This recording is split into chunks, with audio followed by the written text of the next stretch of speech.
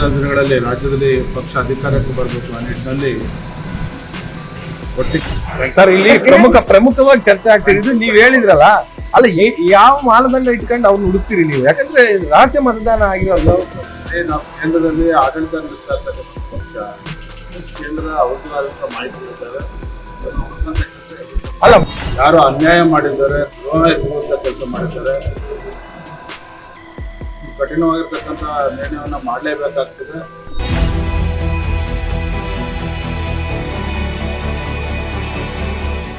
ಸ್ನೇಹಿತರೆ, ಈ ಸಂಜೆ ನ್ಯೂಸ್ಗೆ ಸ್ವಾಗತ. ಅಡ್ಡ ಮತದಾನ ಮಾಡಿದವರಿಗೆ ತಕ್ಕ ಶಾಸ್ತಿ. ಹೈಕಮಾಂಡ್ನ ಗುಟ್ಟನ್ನ ಬಿಚ್ಚಿಟ್ಟಂತ ಆರ್ ಅಶೋಕ್, ಬಿಜೆಪಿಯ ರಾಜ್ಯಾಧ್ಯಕ್ಷ BY ವಿಜೇಂದ್ರ ಅವರು ಈ ರೀತಿಯ ಒಂದು ಹೇಳಿಕೆಯನ್ನ ಮಾಧ್ಯಮದವರ ಮುಂದೆ ಕೊಟ್ಟಿದ್ದಾರೆ. ನೋಡಿ, ಒಂದು ಎಂತಹ ಅದ್ಭುತವಾದಂಥ ವಚನ ಇದೆ. ಕೊಟ್ಟ ಕುದುರೆಯನ್ನೇರಲೆರೆಯದೆ ಮತ್ತೊಂದು ಕುದುರೆಯನ್ನೇರಲು ಬಯಸುವ ವೀರನೂ ಅಲ್ಲ ಶೂರನಲ್ಲ ಎನ್ನುವಂತೆ BY ವಿಜೇಂದ್ರ ಅವರ ಕತೆ, ಜೊತೆಯಲ್ಲಿ ವಿಪಕ್ಷ ನಾಯಕ ಆರ್ ಅಶೋಕ್ ಅವರ ಕತೆ ಅಂತ ಅನ್ಸುತ್ತೆ. ಯಾಕಂದ್ರೆ ನೋಡಿ, ರಾಜ್ಯದಲ್ಲಿ ಬಿಡದಿ ವಿಚಾರವಾಗಿ ಎಷ್ಟು ದೊಡ್ಡ ಮಟ್ಟದಲ್ಲಿ ಹೋರಾಟವನ್ನ ಮಾಡಬೇಕಾಗಿತ್ತು. ಯಾರು ಮಾಡಬೇಕು? ಕೇಂದ್ರದಿಂದ ಬರಬೇಕಾಗಿತ್ತ, ಕೇಂದ್ರ ಸಚಿವರಾದಂಥ ಏನು HD ಕುಮಾರಸ್ವಾಮಿ ಅವರು ಬರಬೇಕಾಗಿತ್ತಾ? ನಾಯಕತ್ವದ ಕೊರತೆ ಬಿಜೆಪಿನಲ್ಲಿ ಎಷ್ಟರ ಮಟ್ಟಿಗೆ ಇವತ್ತು ಎದ್ದು ಕಾಣ್ತಾ ಇದೆ ಅಂದ್ರೆ ಬಿಡದಿಯ ವಿಚಾರ ಒಂದೇ ಒಂದು ಸಾಕು. ಆರ್ ಅಶೋಕ್ ಅವರಾಗಿರ್ಬೋದು, ಏನು ವಿಪಕ್ಷಗಳ ನಾಯಕ ಆರ್ ಅಶೋಕ್ ಆಗಿರ್ಬೋದು, ಅಥವಾ ಬಿಜೆಪಿಯ ರಾಜ್ಯಾಧ್ಯಕ್ಷರಾಗಿರುವಂಥ BY ವಿಜೇಂದ್ರ ಅವರು ನಾಯಕತ್ವದ ಕೊರತೆ ಹೆಂಗೆ ಕಾಡ್ತಾ ಇದೆ ಅಂದ್ರೆ, ಕೇಂದ್ರದಿಂದ ಆಗ್ಲೇ ಹೇಳಿದಾಗೆ ಇದನ್ನೇ ಎದುರಿಸಲಿಕ್ಕೆ, ಅದು ಬಿಡದಿಯ ಟೌನ್ಶಿಪ್ ವಿಚಾರವಾಗಿ ತೊಡೆ ತಟ್ಟಿ ನಿಲ್ಲುವುದಕ್ಕೆ, ಅಂದ್ರೆ ರಾಜ್ಯ ಸರ್ಕಾರದ ಮುಂದೆ ತೊಡೆ ತಟ್ಟಿ ನಿಲ್ಲಬೇಕಾಗಿರುವಂಥದ್ದು ವಿಪಕ್ಷ ನಾಯಕನ ಒಂದು ಜವಾಬ್ದಾರಿ. ಅದನ್ನ ನಾಯಕತ್ವದ ಕೊರತೆಯನ್ನು ತುಂಬೋದಕ್ಕೆ ಇಲ್ಲಿ HD ಕುಮಾರಸ್ವಾಮಿ ಅವರು, ಕೇಂದ್ರ ಸಚಿವರು, ಮಾಜಿ ಮುಖ್ಯಮಂತ್ರಿಗಳು ಅವರೇ ಬರಬೇಕಾಗಿರುವಂತ ಅನಿವಾರ್ಯತೆ ಎಷ್ಟರ ಮಟ್ಟಿಗೆ ಬಿಜೆಪಿನಲ್ಲಿ ಹಿಡಿತಾ ಇದೆ ಅನ್ನೋದಕ್ಕೆ ಇದೊಂದೇ ಒಂದು ಸಣ್ಣ ಎಕ್ಸಾಂಪಲ್ ಸಾಕು. ಇನ್ನು ಅಡ್ಡ ಮತದಾನ ಮಾಡಿದವ್ರಿಗೆ ತಕ್ಕ ಶಾಸ್ತಿ ಅಂತೆ. ಗೊತ್ತಿಲ್ಲ ಇದು ಎಲ್ಲಿಗೆ ಬಂದು ಮುಟ್ಟು ನಿಲ್ಲುತ್ತೆ ಅಂತೇಳಿ. ಧರ್ಮಸ್ಥಳ ಮಂಜುನಾಥನ ಮೇಲೆ ಆಣೆ ಪ್ರಮಾಣ ಆಯಿತು. ಅದಕ್ಕೆ ಎಲ್ಲೋ ಸದಾನಂದ ಗೌಡರು ಸೇರಿದಂತೆ ಬಿಜೆಪಿಯ ಒಂದಷ್ಟು ಹಿರಿಯ ತಲೆಗಳು ಬೇಡ, ಇದೆಲ್ಲ ಆಣೆ ಪ್ರಮಾಣ ಬೇಡ ಅಂತ ಹೇಳಿದ್ಮೇಲೆ ತಡವಾಗಿ ಜ್ಞಾನೋದಯ ಆಗಿದೆ ಅಂತ ಅನ್ಸುತ್ತೆ ಏನು ರಾಜ್ಯಾಧ್ಯಕ್ಷರಾದಂಥ BY ವಿಜೇಂದ್ರ ಅವ್ರಿಗೆ. ಅದನ್ನು ಆಯ್ತು. ಈಗ ಹೈಕಮಾಂಡ್ ಭೇಟಿ ಮಾಡಿ ವರದಿಯನ್ನು ಸಲ್ಲಿಕೆ ಮಾಡಿ ಬಂದಿದ್ದಾರೆ. ಏನು ವಿಚಾರ ಅನ್ನೋದನ್ನು ನೋಡೋದಾದ್ರೆ, ಕರ್ನಾಟಕ ವಿಧಾನ ಪರಿಷತ್ ಚುನಾವಣೆಯಲ್ಲಿ ನಡೆದಂತ ಅಡ್ಡ ಮತದಾನ ರಾಜ್ಯ ಬಿಜೆಪಿಯಲ್ಲಿ ದೊಡ್ಡ ಮಟ್ಟಿಗೆ ಒಂದು ರೀತಿ ಸಂಚಲನವನ್ನು ಉಂಟು ಮಾಡಿತು, ಜೊತೆಯಲ್ಲಿ ಮುಜುಗರವನ್ನು ಕೂಡ ಉಂಟು ಮಾಡಿದ್ದು ಸುಳ್ಳಲ್ಲ.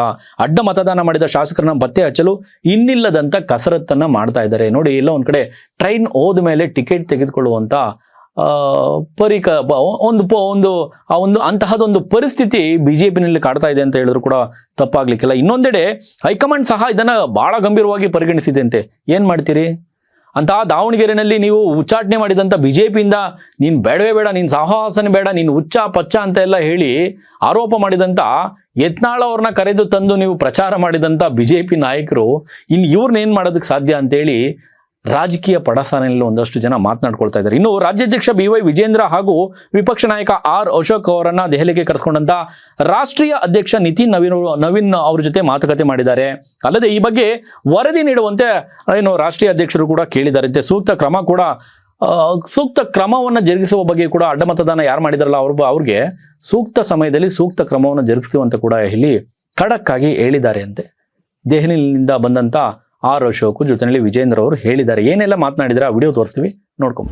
ಅಧ್ಯಕ್ಷರ ಗಮನಕ್ಕೆ ನಾವು ತಂದಿದ್ದೇವೆ. ಅವ್ರದೇ ಆದಂತಹ ಮಾಹಿತಿ ಅಧ್ಯಕ್ಷರು ಕೂಡ ಇತ್ತು. ಈ ಪ್ರಕರಣವನ್ನ ಬಹಳ ಗಂಭೀರವಾಗಿ ತೆಗೆದುಕೊಂಡಿದ್ದೇವೆ. ಯಾರು ಅನ್ಯಾಯ ಮಾಡಿದ್ದಾರೆ, ದ್ರೋಹ ಎಸಗುವಂತ ಕೆಲಸ ಮಾಡಿದ್ದಾರೆ,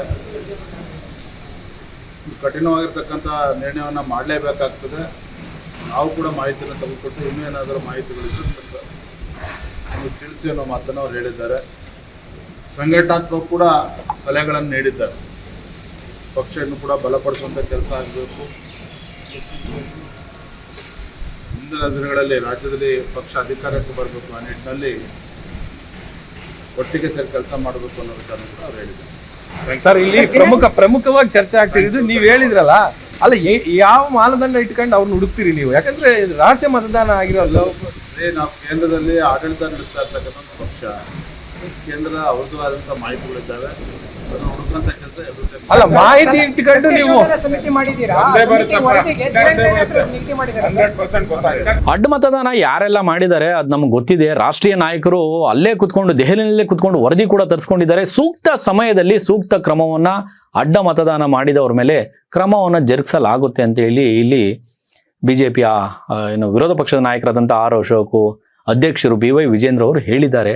ಏನು ಮಾಡ್ಲಿಕ್ಕೆ ಸಾಧ್ಯ ಇಲ್ಲ. ಆಗ್ಲೇ ಹೇಳಿದಾಗೆ ದಾವಣಗೆರೆ ಎಲೆಕ್ಷನ್ಗೆ ನೀವು ಉಚ್ಚಾಟಿತ ಏನು ಆ ಶಾಸಕ ಯತ್ನಾಳ್ ಅವ್ರನ್ನ ಕರೆದು ತಂದು ನೀವು ಪ್ರಚಾರ ಮಾಡಿದಂಥವ್ರು ಇಲ್ಲಿ ಅಡ್ಡಮತದಾನ ಮಾಡಿದವ್ರ ಮೇಲೆ ಯಾವ ಕ್ರಮ ಜರುಗಿಸ್ತೀರಿ ಕಾದ್ ನೋಡ್ಬೇಕು. ನೋಡಿ, ಇನ್ನೊಂದು ಕಡೆ ನಾಯಕತ್ವದ ಕೊರತೆ, ವಿಪಕ್ಷ ನಾಯಕ ಯಾರು ಅನ್ನೋದೇ ಇಲ್ಲಿ ಜನಗಳಿಗೆ ಒಂದು ರೀತಿ ಗೊಂದಲ ಆಗ್ಬಿಟ್ಟಿದೆ. DK ಶಿವಕುಮಾರ್ ಅಂತ ಒಬ್ಬ ಬಲಿಷ್ಠ ನಾಯಕ ಅನ್ನೋದನ್ನ ಇಲ್ಲಿ ತೋರ್ಪಡಿಸ್ತಾ ಇದ್ದಾರೆ. ವಿಪಕ್ಷ ನಾಯಕರು ನಾವ್ ಯಾರು ಇಲ್ಲ, ವಿಪಕ್ಷ ನಾಯಕ ಅಂದ್ರೆ ವಿರೋಧ ಪಕ್ಷದ ನಾಯಕರ ಒಂದು ಕೊರತೆ ಹೆಂಗಿದೆ ಅನ್ನೋದನ್ನ ತೋರಿಸ್ತಾ ಇದ್ದಾರೆ. ಜನ ನೋಡ್ತಾ ಇದ್ದಾರೆ, ರಾಜ್ಯದ ಜನ ನೋಡ್ತಾ ಇದ್ದಾರೆ. ಜೊತೆಯಲ್ಲಿ ಅವರನ್ನ ಎದುರಿಸಬಲ್ಲ ಏಕೈಕ ನಾಯಕ ಯಾರು ಅಂದ್ರೆ DK ಶಿವಕುಮಾರ್ ಅವ್ರನ್ನ ಇದೇ HD ಕುಮಾರಸ್ವಾಮಿ ಅನ್ನೋದನ್ನ ಮತ್ತೊಮ್ಮೆ ಸಾಬೀತುಪಡಿಸಿದ್ದಾರೆ. ವಿಪಕ್ಷ ನಾಯಕ ವಿಫಲರಾಗಿದ್ದಾರೆ ಅನ್ನೋದನ್ನ ಆರ್ ಅಶೋಕ್ ಅವರು ಒಪ್ಕೊಳ್ಬೇಕಾಗ್ತದೆ. ಜೊತೆಯಲ್ಲಿ ನೋಡಿ, ವಿಜೇಂದ್ರ ಅವರು ಆಗ್ಲೇ ಹೇಳಿದಾಗೆ ಕೊಟ್ಟ ಕುದುರೆಯನ್ನು ಏರಲಿದೆ ಅಂದ್ರೆ ತಮ್ಮ ರಾಜ್ಯಾಧ್ಯಕ್ಷ ಸ್ಥಾನವನ್ನ ಎಷ್ಟರ ಮಟ್ಟಿಗೆ ಸಮರ್ಥವಾಗಿ ಬಳಸ್ಕೊಳ್ತಾ ಇದ್ದಾರೆ ಅನ್ನೋದು ಈಗಾಗಲೇ ಏನು ಎಲೆಕ್ಷನ್ ಅಲ್ಲಿ ಗೊತ್ತಾಗಿದೆ. ಕರ್ನಾಟಕ ವಿಧಾನ ಪರಿಷತ್ ಚುನಾವಣೆ ಎಲೆಕ್ಷನ್ಲೇ ಬಟಾ ಬಯಲಾಗಿರುವಂಥದ್ದು ನಾಯಕತ್ವದ ಆ ಫೇಲ್ಯೂರ್, ಆ ವಿಫಲತೆ. ಒಂದ್ ಕಡೆ ರಾಜ್ಯಾಧ್ಯಕ್ಷರಾಗಿ BY ವಿಜೇಂದ್ರ ಅವರ ಸೋಲು, ಮಗದೊಂದು ಕಡೆ ನೋಡಿ ಕರ್ನಾಟಕ ರಾಜ್ಯ ಸರ್ಕಾರದ ಆ ಬಿಡದಿ ಆ ಟೌನ್ಶಿಪ್ ಇದೆಯಲ್ಲ ಅದರ ವಿರುದ್ಧ ಎಷ್ಟರ ಮಟ್ಟಿಗೆ ಪ್ರಬಲವಾಗಿ ಹೋರಾಟ ಮಾಡಬೇಕಾಗಿತ್ತು ಅಂದ್ರೆ ಈ ಹಿಂದೆ ರಾಜ್ಯದ ಇತಿಹಾಸ ತೆಗೆದುಕೊಂಡು ನೋಡಿದಂಥ ಸಂದರ್ಭದಲ್ಲಿ ಆಡಳಿತ ಸರ್ಕಾರಕ್ಕೆ ತೊಡೆತಟ್ಟಿ ನಿಲ್ಲಬಂತಹ ವಿರೋಧ ಪಕ್ಷದ ನಾಯಕರುಗಳು ಕೂಡ ಅಸೆಂಬ್ಲಿನಲ್ಲಿ ಕಾಣಿಸ್ಕೊಂತ ಇದ್ರು. ಅದಕ್ಕೆ ಸಣ್ಣ ಎಕ್ಸಾಂಪಲ್ ನೀವು ಯಡಿಯೂರಪ್ಪನವ್ರು ತೆಗೆದುಕೊಳ್ಬಹುದು. ಅದೇ ರೀತಿ ವಿರೋಧ ಪಕ್ಷದಲ್ಲಿ ಕುತ್ಕೊಂಡಿದ್ದಂತ ಏನು ಸಿದ್ದರಾಮಯ್ಯನವರಂತಹ ನಾಯಕರನ್ನ ತೆಗೆದುಕೊಳ್ಬಹುದು. ಹೀಗೆ ಅವರ ಹಾದಿಯಾಗಿ ಸಾಕಷ್ಟು ಜನ ವಿಪಕ್ಷ ನಾಯಕರು ಸಮರ್ಥವಾಗಿ ತಮ್ಮ ಜವಾಬ್ದಾರಿಯನ್ನ ಅರಿತು ಮಾಡದಂತ ನಾಯಕರನ್ನ ನೋಡಿರುವಂತ ಈ ರಾಜ್ಯದಲ್ಲಿ ಇವತ್ತು ವಿರೋಧ ಪಕ್ಷದ ನಾಯಕರ ಕೊರತೆ, ವಿರೋಧ ಪಕ್ಷದ ನಾಯಕರು ಕಳೆದೋಗಿದ್ದಾರೆ, ರಾಜ್ಯಾಧ್ಯಕ್ಷರು ಕಳೆದೋಗಿದ್ದಾರೆ. ಅದಕ್ಕೆ ಬಿಜೆಪಿನಲ್ಲಿ ಇಂತಹ ಹೀನಾಯ ಸ್ಥಿತಿ. 2028ಕ್ಕೆ ಅಧಿಕಾರಕ್ಕೆ ಬರುವ ಕನಸನ್ನ ಕಾಣ್ತಾ ಇರುವಂತ BY ವಿಜೇಂದ್ರ ಅವರು ಈಗ ಕೊಟ್ಟಿರುವಂತ, ಅದಕ್ಕೆ ಹೇಳೋದು ಕೊಟ್ಟ ಕುದುರೆಯನ್ನು ಏರಲೆರೆಯದೆ ಮತ್ತೊಂದು ಕುದುರೆಯನ್ನು ಏರ ಬಯಸುವ ವೀರನೂ ಅಲ್ಲ ಶೂರನೂ ಅಲ್ಲ ಅಂತೇಳಿ ರಾಜ್ಯಾಧ್ಯಕ್ಷ ಸ್ಥಾನವನ್ನ ಕರೆಕ್ಟಾಗಿ ಸಮರ್ಥವಾಗಿ ನಿಭಾಯಿಸ್ಕೊಂಡ್ರೆ 2028ಕ್ಕೆ ಒಂದಷ್ಟು ಫಲಿತಾಂಶ ಸಿಗಬಹುದೇನೋ. ಆದ್ರೆ ಹೀಗೆ ಮುಂದುವರೆದಾದಲ್ಲಿ ಬಿಜೆಪಿಯ ಸ್ಥಿತಿ ಏನಾಗುತ್ತೆ ಸ್ನೇಹಿತರೆ? ನಿಮ್ಮ ಅನಿಸಿಕೆಯನ್ನು ಕಮೆಂಟ್ ಮಾಡಿ. ನೋಡ್ತಾ ಇರಿ ಈ ಸಂಜೆ ಇದು ಸಮಸ್ತ ಕನ್ನಡಿಗರ ಧ್ವನಿ.